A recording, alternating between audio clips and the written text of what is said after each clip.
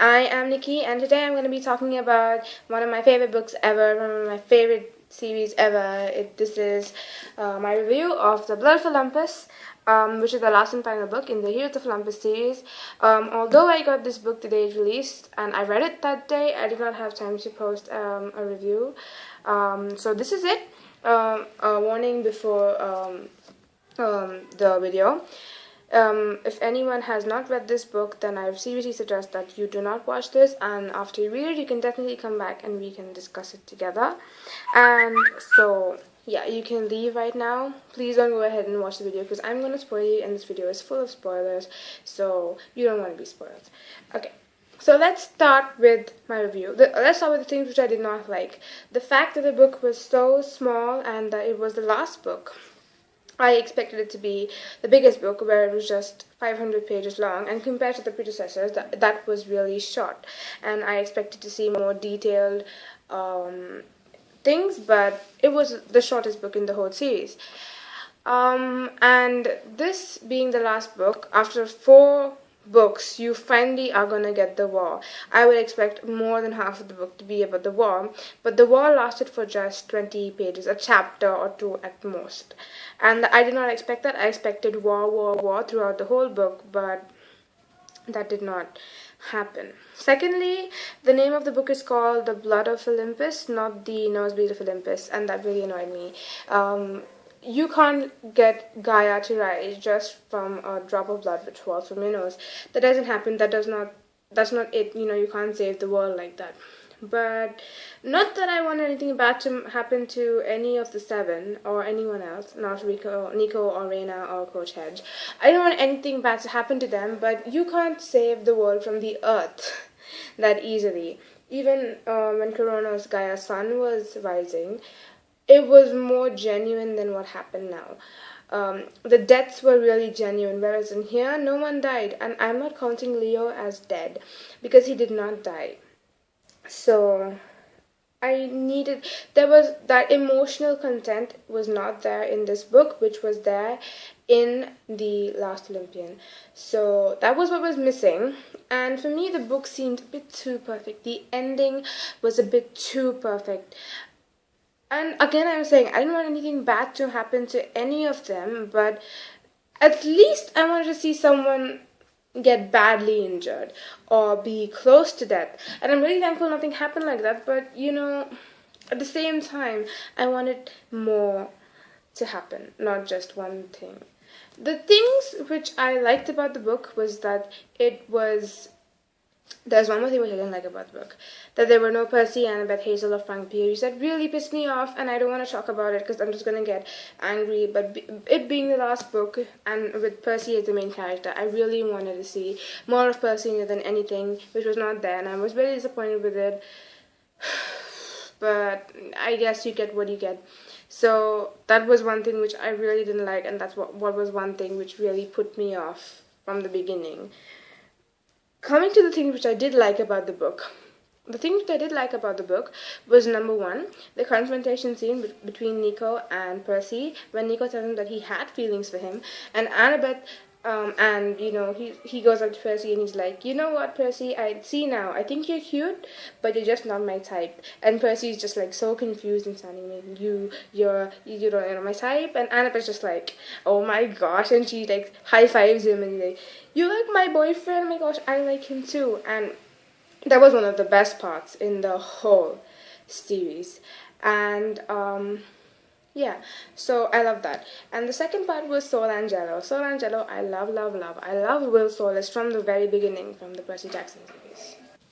I'm so sorry I got cut off a bit, but Sol Angelo was the best thing. I always loved Will Solis from the first Percy Jackson book, and he was amazing. And I love the fact that he calls people and he makes fools. That just made me laugh, even when I couldn't laugh at that time. It was fab. I love Will and Sol Angelo. Oh my gosh, both of them are just perfect. I love them together. And this book showed immense character development in the characters, especially Nico and Leo, because Leo's always been the fun, cool, laid-back guy, but in this book you could really see that he wanted one thing, and that was Calypso. And That was really nice to see. And the seven understood, including Nico and Reina, understood that it's not time, there's no time for pranks and jokes anymore, and they learned from their experiences and fought, together as a team, and that really made me happy. They showed immense character development, and the fact that Reina had a POV and made me see things through her point of view just made me understand what she must be going through, because in the previous books it was just like Reina was like a bad character, but now when I could see things from her point of view and learn about what happened to her, about her history and her family and how her life basically is and what she can do, I was really surprised, and I understand her much, much better now. She was not one of my favorite characters, but after this book, I can really relate and I can really understand what she must have been going through the whole time. And Jason, as much as I love Jason, I really did not like the amount of chapters he got, because I understand that I started with Leo, Piper, and Jason, but it does not have to always be Leo, Piper, and Jason. The quest is on 7 demigods, not just 3, but I was a bit fed up with the amount of Jason POVs there, but he did make me laugh in points where I did not feel like grinning at all. So Jason showed another important character development, was another important character who had this, because the way he warded off his mother, the way he understood that not everything can be brought back properly, just made me want, respect him even more. And he was really brave in this book. So was Piper. Piper was amazing. She helped them out in so many things. The garden change, the chains, Aries, the part where they have to give out the fight off the giant thingy. I forgot most of the things. I read a long time ago. And the singing, she was singing when they were going to Athens. Everything was amazing. Piper's always one of my favorite characters, and she proved that she's just not another beautiful person just sitting there, that she can do something worthwhile. About Frank and Hazel was amazing, although I didn't see much of Hazel.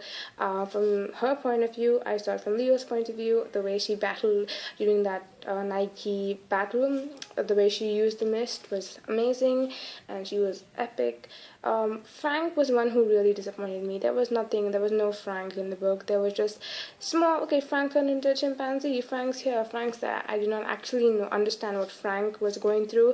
There was nothing written about the firewood thingy. There was nothing there. As coming to Percy and I were treated like backward characters, like they did not have any importance in the book. Yes, their blood did rise Gaia, but apart from that, I don't think they did justice to what they used to do. I mean, because they would have done a lot of things, but they didn't have a POV, so I couldn't see things from their point of view. I just see them as things from other people's point of view. I did not know what was going through Percy and Annabeth's mind during the final battle. I wanted to know that, but it wasn't there. But it was really saddening not to have a Percy chapter. But Percy was acting really dorky at the beginning, but that's how we love him, don't we? And Annabeth, I felt, was portrayed as a character who is weak, but the real people who have read all the books will know that she is not by any means weak. I just wanted to have a Percy and Annabeth POV, because they're my favorite, come on. Now, when we come, let's talk about, when it comes to POVs, Leo had a POV. He had POVs because we had to know what's going on between him and Calypso, and the end really surprises me a lot. Leo dies while saving the Earth, and he's on Festus the dragon, and then he has a physician's cure with him, and then he searches for a long time trying to find Ogygia, but after, we don't know how long he's been on that dragon dead, and we don't know how many years have passed, or how many days have passed, or how many weeks have passed. It can be the same day, it can be the next week, it can be 100,000 years later, and because time is really difficult in Ogygia, so we have to know whether Leo is reunited with his friends, whether he is ever going to see them again. I really need to know about Leo, because I'm not able to sleep thinking about where he is right now. What is he doing? Is he even alive right now? But I'm really happy by the fact that he's with Calypso right now. And the last sentence does not make sense. Fly away into the unknown. No. What is the unknown? Is it Camp Half-Blood? I need to know that Leo is back in Camp Half-Blood. Now, there is a book which is releasing. It's a crossover again between Percy Jackson and the Kane Chronicles. And if there is no mention of Leo other than he died a heroic death or anything, I need to know that they know where he is or that he is in Camp Half-Blood. Otherwise, I don't know what's going to happen to me. I'm going to keep thinking about all this and get distracted from my work. So I need to know how Leo is.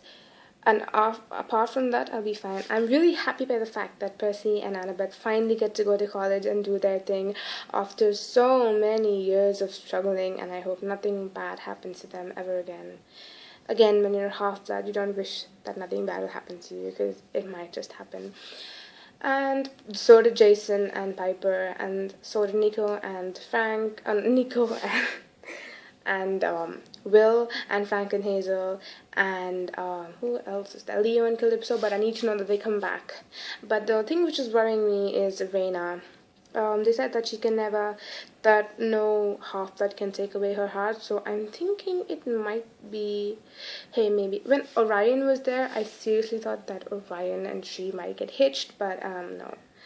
I think hitched is the wrong word. I think she might have fallen for Orion, but no. And so I'm wondering what that might be. And secondly, the fact that I loved this book was that there were tiny hints of Magnus Chase over here. Magnus Chase is actually Annabeth's cousin, and he and his father and Annabeth's father never really got together. So I don't know. I'm really excited to read the Magnus Chase series. The Sword of Summer is coming out next October, so I'm really praying. I just can't tell you how excited I am for that story, and I have a really deep feeling that Reyna might fall for Magnus Chase.